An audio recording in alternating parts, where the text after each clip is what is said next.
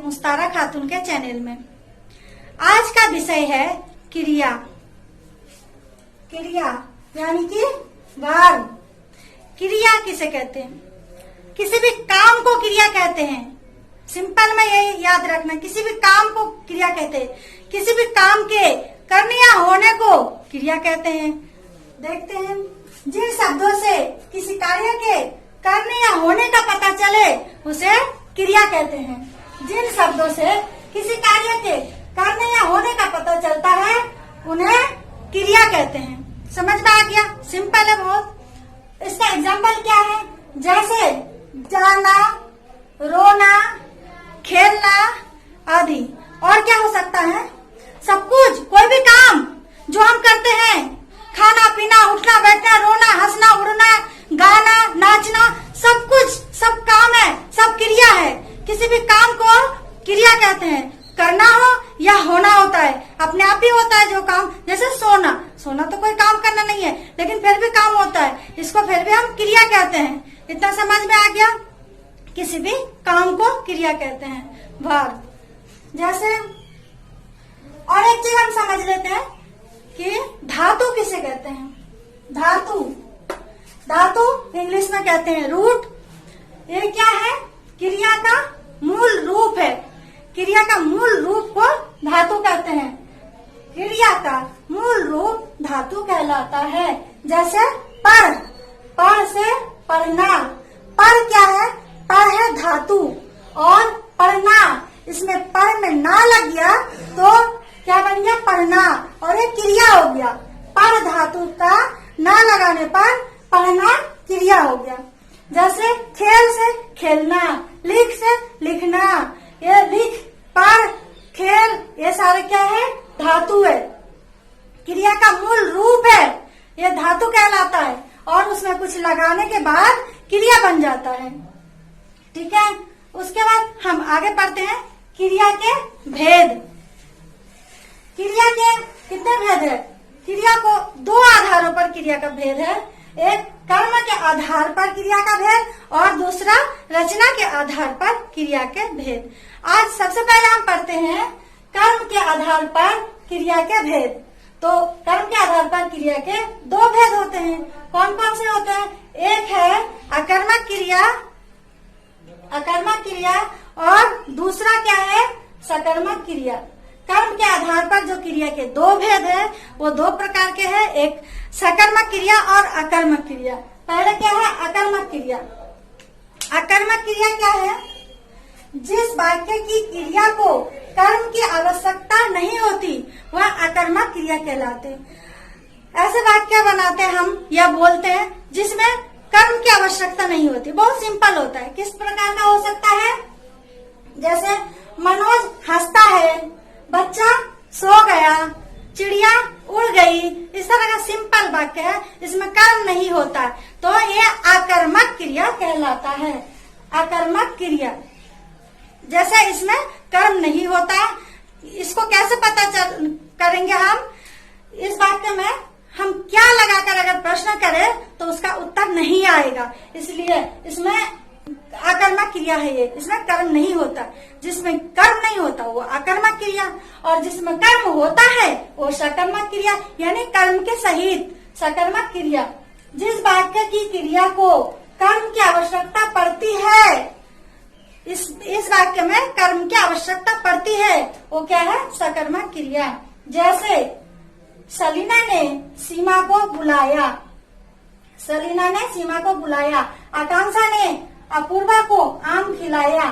इसमें क्या करें? अगर हम प्रश्न करते हैं क्या या किसे लगाकर, तो इसमें उत्तर मिलता है, इसमें कर्म मिलता है, इसलिए क्या है? सकर्मक क्रिया।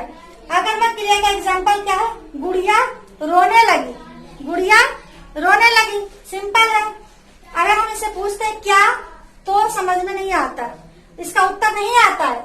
मनोज हंसता है, तो इसमें भी क्या लगाकर प्रश्न करने से उत्तर नहीं आता। ये सिंपल है, इसमें कर्म नहीं है, इसलिए यह अकर्मक क्रिया है।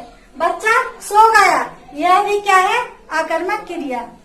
और सकर्मक क्रिया में देखिए, सलीना ने सीमा को बुलाया, क्या किया, ओ सॉरी, हाँ, किसको बुलाया, सलीना ने सीमा को।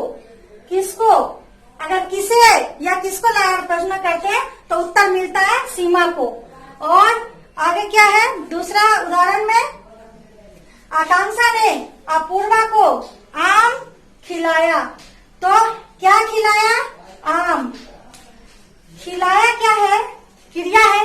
खिलाना, पिलाना, सोलाना, उठना, बैठना सारा हमारा क्रिया है, समझ में आ गया। लेकिन आम क्या है, आम कर्म है। इस क्रिया, इस वाक्य में क्रिया कर्म मिलता है, क्रिया के साथ कर्म भी है, उपस्थित है।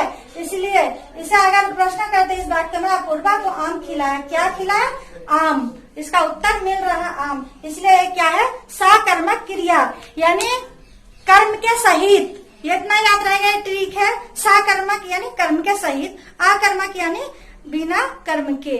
जिस वाक्य में कर्म नहीं होता वो अकर्मक क्रिया, जिस वाक्य में कर्म होता है वो सकर्मक क्रिया कहलाते हैं। आगे देखते हैं, ये दो भेद पता चल गया, क्रिया के दो भेद, कर्म के आधार पर अकर्मक और सकर्मक। उसके बाद इसके आगे भी है, सकर्मक क्रिया के दो भेद है। वो क्या है, पहला है एक कर्मक क्रिया और दूसरा द्विकर्मक क्रिया। सकर्मक क्रिया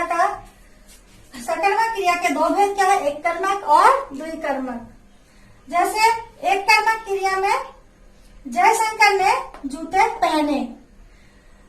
जिस सकर्मक क्रिया में एक कर्म होते हैं, एक कर्म मिलते हैं, वो क्या है, एक कर्मक क्रिया।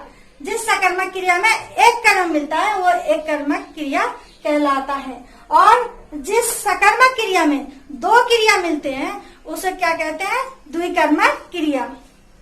जयशंकर ने जूते पहने, क्या पहने, जूते पहने। क्या से प्रश्न करते हैं तो एक कर्म मिलता है, इसलिए वो क्या है, एक कर्मक क्रिया। महादेवी ने कहानी सुनाई। क्या सुनाई, सुनाई तो क्रिया है, लेकिन क्या सुनाई, कहानी सुनाई। तो ये कर्म का पता चल रहा है, इसलिए एक कर्म है इसमें, इसलिए ये एक कर्मक क्रिया कहलाता है। सकर्मक क्रिया के दो भेद है, एक कर्मक और द्विकर्मक। एक कर्मक पता चल गया जिसमें एक कर्म होता है, और दूसरा क्या है, द्विकर्मक क्रिया। जैसे तान्या ने राहुल को रसगुल्ले दिए। देना, दिए, देना, दिया था, ये सारे क्या है, क्रिया है। और क्या दिए, रसगुल्ले दिए। क्या है, क्या मुख्य क्रिया है, मुख्य कर्म है इसका क्रिया के साथ। और किसको दिए, बाद में एक और प्रश्न करते हैं, किसको दिए तो राहुल को दिए। इसमें दो कर्म मिलते हैं, एक पहला है क्या और दूसरा किसको, तो राहुल को। तो जिस वाक्य में, जिस सकर्मक वाक्य में दो कर्म मिलता है उसको क्या कहते हैं, द्विकर्मक क्रिया। जैसे तान्या ने राहुल को रसगुल्ले दिए, एक रसगुल्ले और एक राहुल, ये दो कर्म मिलते हैं इस वाक्य में, इसलिए ये द्विकर्मक क्रिया है। अगला एग्जाम्पल देखते हैं, दूसरे उदाहरण में है, राधा ने मोहन को गिटार पकड़ाई। पकड़ना, पकड़ाना, ये सब क्या है, क्रिया है। क्या पकड़ाया, गिटार। क्या से अगर प्रश्न करते हैं तो पता चल रहा है ना, गिटार पकड़ाया। गिटार एक कर्म है। और किसको पकड़ाया, अगर पूछते हैं किसको पकड़ाया तो मोहन को पकड़ाया। मोहन दूसरा कर्म मिल रहा है इसमें, तो इसलिए इसमें दो कर्म मिलता है इस वाक्य में, इसलिए ये वाक्य क्या कहलाएंगे, द्विकर्मक क्रिया। इसमें दो कर्म है, एक हो गया, सकर्मक के भी दो भेद, एक क्या है, पहला एक कर्मक क्रिया और दूसरा द्विकर्मक क्रिया। तो क्रिया समझ में आ गया आप सबको। सबसे पहले है याद रखना, किसी भी काम को क्रिया कहते हैं, कभी भूलना नहीं है। कुछ भी काम हो, उठना, बैठना, सोना, उड़ना, खेलना, नाचना, गाना। उसके बाद क्रिया के दो भेद हमने पढ़ा, कर्म के आधार पर क्या है, सकर्मक क्रिया और अकर्मक क्रिया। उसके बाद सकर्मक क्रिया के भी दो भेद है, एक कर्मक क्रिया और द्विकर्मक क्रिया। उसके बाद रचना के आधार पर जो दूसरा भेद है क्रिया का, वो हम अगले टॉपिक में पढ़ाएंगे आपको।